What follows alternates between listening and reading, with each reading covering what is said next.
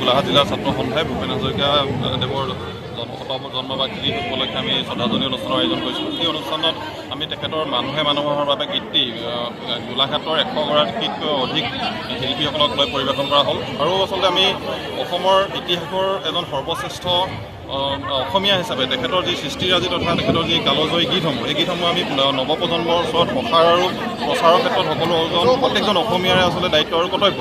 আমি এই দায়িত্ব আৰু কৰ্তব্য হিচাপে পালন কৰিবলৈ আগবাঢ়িছোঁ আৰু পৰৱৰ্তী সময়ত তেখেতৰ সৃষ্টিৰাজিক আমি নৱপ্ৰজন্মৰ ওচৰত আচলতে নৱপ্ৰজন্মৰ কাষলৈ লৈ যাবলৈ আমি ছাত্ৰ সন্থাই চেষ্টা কৰিম।